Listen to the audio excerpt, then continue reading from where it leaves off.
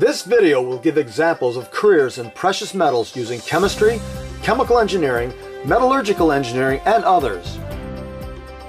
Our previous video reviewed the pyrometallurgical processes of calcination and oxidation roasting. Reactive gas refining are processes using chemical reactions with some of the metals within an alloy to convert them to a salt or compound. The Miller process and the pressurized carbonyl process are examples of this. The Miller process was patented in 1867 and is still a very effective process for stripping out silver and base metal impurities from high-grade gold alloys such as doré produced by many mining operations and high-grade jewelry scrap. This is done by bubbling pure chlorine gas through molten gold, which reacts with the silver and base metals, forming chloride salts. These salts are insoluble in the molten gold and skim from the surface, leaving at minimum 98% pure gold. The pressurized carbonyl process is used in platinum refining to strip out nickel as nickel carbonyl and leaving residues rich in platinum group metals.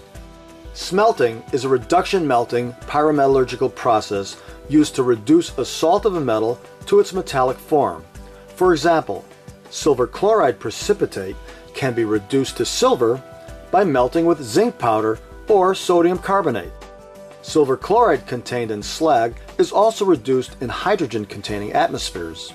The platinum salt precipitate, ammonium hexachloroplatinate, can be converted in a hydrogen-reducing atmosphere to form a platinum sponge of 98% purity.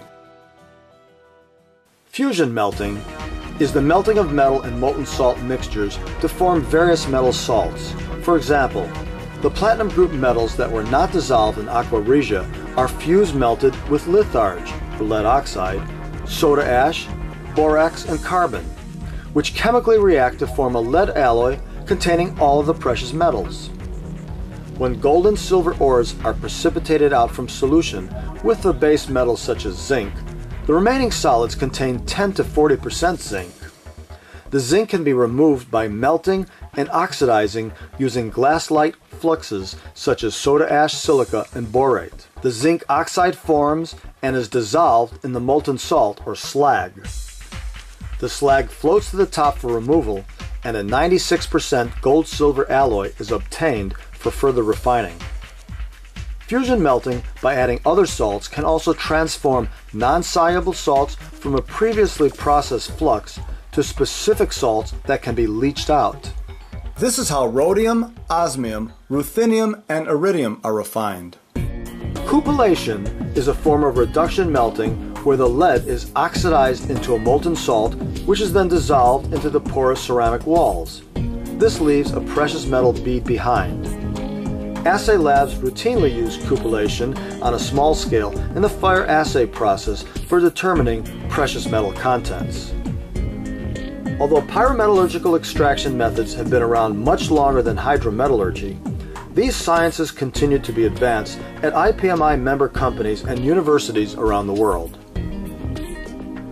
At the end of these processes, the result is a pure precious metal, whether it's gold, silver, platinum, palladium, rhodium, or one of the other platinum group metals. The purity expected at the end of these processes is at minimum 395, and for specific purposes, whether banking and trading, alloy, or pharmaceutical manufacture, the purity level required may be as high as 5 nines plus. The International Precious Metals Institute promotes the education and advancement of precious metals technology and business.